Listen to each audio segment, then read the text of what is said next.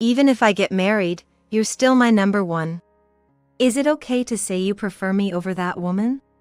It'd really be sad if we suddenly couldn't meet as soon as you're married, you know? I couldn't believe my ears when I heard Tom's words coming from the living room. It was shocking to actually hear it with my own ears, even though I kind of knew. It's not that I didn't believe it, but Emily's story seems to have been true. I'd heard he was careless with women since a long time ago, but I never imagined it would come to this right before the wedding.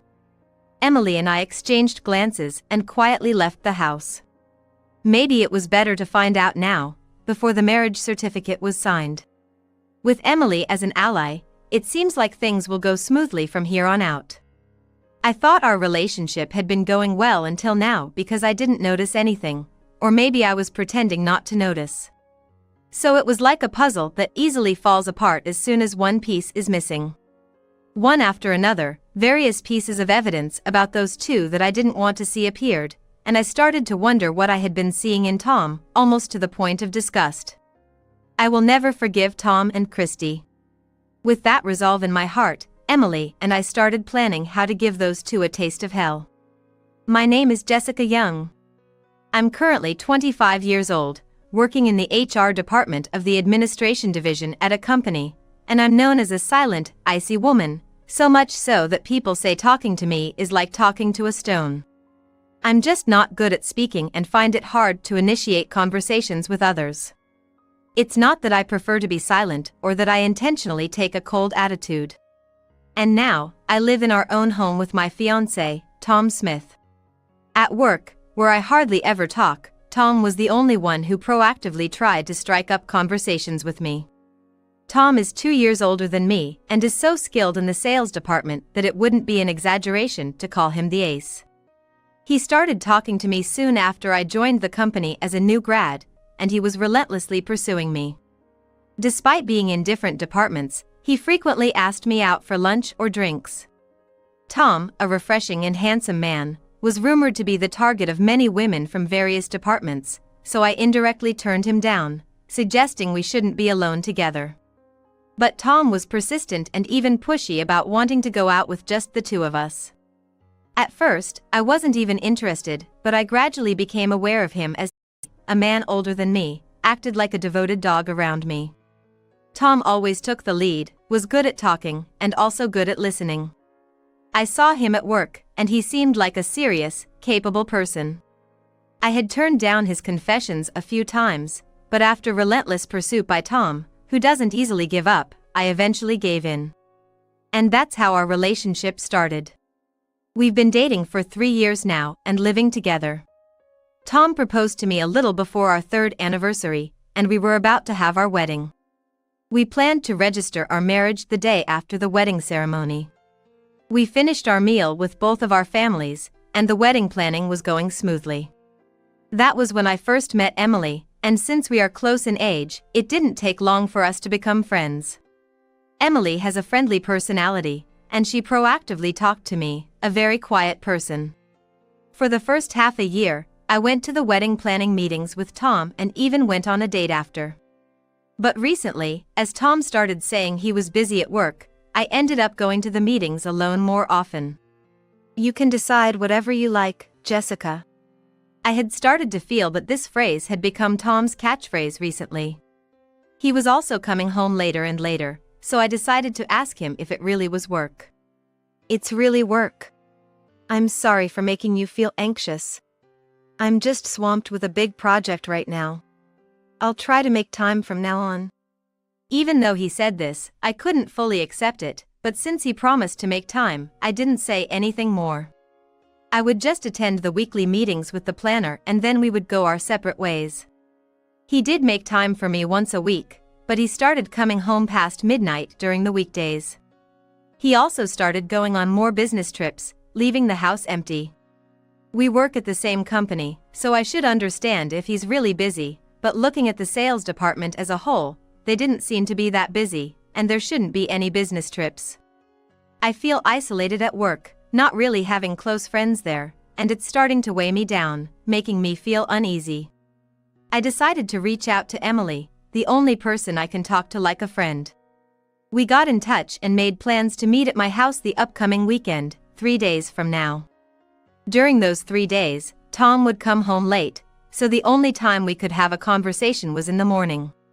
The day of our meeting arrived, and I hadn't even told Tom about seeing Emily. Recently, my conversations with Tom have been nothing more than good morning and have a good day. I wonder if I wait for Tom to come home, would we be able to talk? I also have work the next day, so I couldn't stay up late into the night. And as always, his business trips seem to fall on the weekends, so we haven't been able to have a proper conversation. Even when I send him messages, he just reads them without replying, and he only answers the phone once out of every 10 times I call. And when he does answer, he immediately says, "I'm at a client's place right now, and it's really busy," before hanging up. While I was pondering about Tom, Emily arrived at my house a bit earlier than the agreed time. We made small talk, and when I mentioned I needed some advice, Emily's expression turned serious. "Wait, my brother?" After I spilled everything, Emily looked shocked. But she quickly started speaking apologetically. "You know, Jessica, I've been debating whether or not to tell you this, but I think I saw my brother downtown during one of his supposed business trips. I wanted to believe it was just my imagination and didn't want to upset you. I'm really sorry." Hearing Emily's words made my heartbeat race. I gently held her hand, understanding how hard it must have been for her to say this, and she started to cry, continuing her story. "When I confronted my brother about it, he threatened me, saying, 'If you don't tell, she won't find out.' You don't want to make Jessica unhappy, do you? And with the wedding coming up soon, every time I saw how happy you looked, I just couldn't bring myself to say it. I'm so sorry, truly. Emily, it's not your fault, okay? I'm sorry, and thank you for bearing with this alone, for being threatened, and still telling me everything. You must have been really hurt." Emily broke down, as if she had been holding everything in. I also learned that Tom had a history of being irresponsible with women. I felt bad for Emily, but a part of me still couldn't quite believe that the kind Tom would cheat. To get a clear answer, I decided to hire a detective agency and told Emily about my decision. She agreed, saying it was a good idea. She wanted to be there when the results came back, so I promised to let her know when the agency contacted me, and we parted ways for the day. Waiting for the results, I was on edge. One day after work, I received a message from my mom, asking, "Can you come to our place this weekend with Tom? We need to talk about the wedding." Since my parents live far away, it would mean staying overnight if I went. I messaged Tom about going to my parents' place together for the weekend, but he replied quickly, saying he couldn't get out of work. So, I ended up deciding to go alone and told my mom. I also informed Tom that I would be staying overnight at my parents'. However, as usual, he didn't reply to my message. The weekend arrived, and Tom left early in the morning, saying he had to work. As I was about to leave my house after breakfast, my mom called. "Jessica, I'm sorry, but your dad has the flu. We just got back from the hospital. Since Tom is at work too, can we reschedule?" "Sure, I understand. Tell Dad to get plenty of rest, and you take care too, Mom." I hung up, my plans now cancelled. Just then, the detective agency contacted me, saying their investigation was complete, and asking me to come to their office. I texted Emily to see if she could meet up now, and she could, so we both headed to the agency's office. After hearing the results of the investigation, we were utterly shocked. The person my partner was cheating with turned out to be Christy Grubb, a new employee at our company. She worked in the same department, in the same section as I did. She stood out because she was quite attractive, which is why I remembered her name and face. Even though I knew, I didn't want to accept the reality, I was desperately holding back my tears. We thanked the detective and decided to go back to my house to talk about it together. When we got home, I saw Tom's shoes, and next to them, a pair of unfamiliar black pumps. We quietly closed the door, trying not to make any noise, and crept down the hallway leading to the living room. "I've always put you first, even after getting married. Is that your way of saying you like me more than her? I mean, it's gonna be sad if we can't meet up after you get married. While you say that, you're also engaged to that stoic boss, aren't you? But you like me more, right? You little devil. We could hear the unwanted conversation coming from the living room. I couldn't believe what Tom was saying. Hearing it with my own ears, even though I knew about it, was a shock. It wasn't that I didn't believe Emily, but it turned out that what she said was true. I had heard that Tom was careless with women before, but I never thought it would come to this, especially right before our wedding. Emily and I exchanged glances and quietly left the house. We went to a nearby cafe, and for some reason, I started to laugh. Emily looked at me worriedly. Emily, there's something I need your help with. I thought so. I'll do whatever I can. And that's how we started plotting our revenge. From that day on, I stopped talking to Tom. He seemed to sense something was up and started talking to me first. By this time, we had less than a month until the wedding. Even though Tom started talking to me, I responded coldly, which made him stop going on business trips and start coming home early. Oh, you're home late, Jessica. Welcome back. The boss decided to let me leave on time since the wedding is coming up. I can finally relax now. When I came home, Tom would start making excuses, even though I hadn't asked him anything. I just responded, "That's great." We had never fought before, but this was the first time Tom raised his voice at me. What's the deal with your attitude? It's really pissing me off. Did I do something to you? Why are you being so cold? Is this your way of getting back at me for coming home late before? It's nothing like that. Whatever. It's irritating to come home to this, even though I can finally come home early now. I'm going out for drinks with friends today. With that, he busied himself in his room before leaving, stomping his feet as he went out. I figured he was probably going to see that woman. Tom's bedroom door was left open, so I went in to close it and took a quick look around. The closet door was open as well, and when I stood in front of it, I realized his suits were gone. He had probably taken them with him, meaning he wasn't planning to come back tonight. That meant we could proceed to the next step of our plan. I called my parents and told them about Tom's affair and our plan for revenge. They were surprised, but they told me if I was going to do it, to go all out. After hanging up, I saw that Tom had sent me a message. Do you understand why I left? You better think about your behavior. I didn't reply, just took a bath, and then went straight to bed. Somehow, I wasn't feeling sad or angry anymore. I was actually excited about our revenge plan. Emily was probably telling my in-laws about Tom's actions by now. I had given her copies of the photos we received from the detective, so they would have to believe her. I wasn't sure if they would join in on our plan. Even if they tried to stop us, we were prepared to go through with it anyway. The next day, Tom came back home and threw his bag on the table angrily when he saw I didn't greet him. Enough is enough, Jessica. What's your problem? If there's something bothering you, you need to say it. You can't expect me to read your mind. Oh, welcome back. Are you mocking me? Don't you have any affection at all? Why can't you be more like her? Tom caught himself mid-sentence, realizing his slip-up. Could I take that as a confession? I just stared at him, and he awkwardly said, Anyway, you should be more affectionate. I'm going to take a bath. And he hurried off to the bathroom. In the meantime, I went to my room and reported the conversation to Emily via text. What?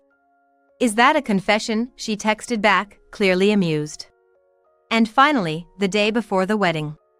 My parents are staying at our house, so I suggested that Tom should stay at his parents' house, and he is already gone. So, I was helping my parents pack up their stuff.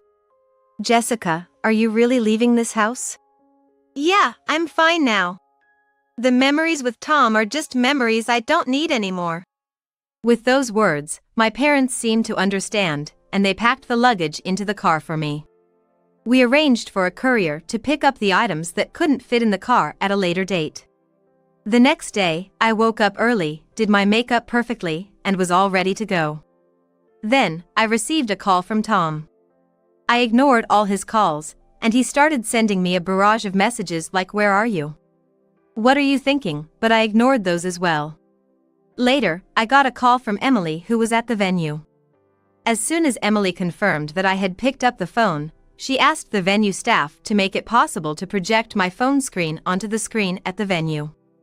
I switched to a video call, took a deep breath, and started speaking to everyone at the venue through my phone. "Thank you all so much for coming today to celebrate with us. However, I am unable to marry Tom. I will let his sister Emily explain the details." After saying this, Emily took the microphone and encouraged everyone to look at the other screen, where photos of Tom cheating were displayed. The venue erupted into murmurs, but Emily calmly explained while sliding through the photos. Tom and Christy, who had been boldly sitting in the venue, turned pale. Well, it was their own disgraceful pictures being shown, so it's no wonder they turned pale. Suddenly, Christy stood up and shouted in front of the screen, "Don't look. This is a misunderstanding. Someone erase this." Tom also grabbed the microphone from Emily and said it was a joke for the wedding entertainment, but no one believed him. The boss from his company started making a fuss saying, "What is going on here?" and his friends were somewhat amused, saying, "Isn't this bad?" Then, Tom's father angrily snatched the microphone and began to speak. "Everyone, we sincerely apologize for the inconvenience today. Our foolish son has caused you trouble. We will return your gifts at the exit, so please at least enjoy the meal. Thank you for coming today. We will be leaving now. Excuse us." And with that, he grabbed Tom by the neck and left the venue. Christy, who was engaged to her boss, seemed to be in a muddy situation, but they had already started fighting. "It's not true. That's a doctored photo. I would never do such a thing. Please believe me." She was desperately trying to get her boss's attention, but he didn't even glance at her and just left. People around Christy seemed to be taken aback by her crying. Emily and I apologized to the venue staff and the guests, and then hung up the call. Right after ending the call, I quickly grabbed the rest of my luggage and left the house. I had already told Emily that Tom's belongings were in a storage rental, so he would probably go pick them up someday. Tom, goodbye. With that, I left the house full of memories behind. After moving, I went to Tom's parents' house with my parents and a lawyer to discuss things with Tom. I knew Tom was at his parents' house because I had asked someone to watch him to make sure he didn't run away after the wedding ceremony ended. As soon as we arrived at Tom's parents' house, Tom started loudly berating me. "Jessica, everything is over because of you. I've been put on house arrest by my company, and they said they will decide on my punishment later. What the hell? What are you going to do about my life now?" Tom's father held him back, and we were led into the living room to start discussing the main issue. The lawyer began explaining from the beginning and brought up the topic of breaking off the engagement, which seemed to surprise Tom for some reason.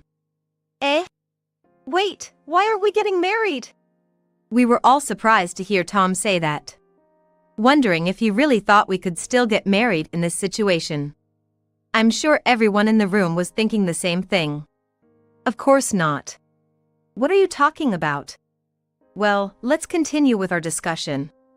Our demands are $50,000 for the wedding cancellation fee and $20,000 for emotional distress. There will be no division of assets.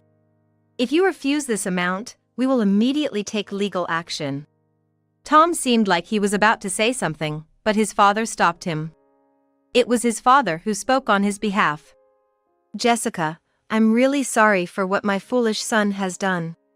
Please, go ahead with your demands, regardless of what this guy has to say. I'll make sure he pays for it himself, whatever it takes." His father was trying to get Tom to say his apologies, to express his regret for what he had done. Seeing his sincerity, I decided to leave without saying anything more. As I left, thinking that it was all over, I realized that I was the center of attention when I got to the office the next day. But since no one talked to me, I was able to go about my work as usual. When it was time to leave, I was about to head home when someone called out to me at the entrance. I turned around to find Christy, with a look of rage on her face. "It's all your fault. Because of you and your meddling. I was this close to marrying into wealth, having a handsome lover, and living a happy life. I will never forgive you." Just as she was about to attack me, Christy's former fiancé came just in time to restrain her.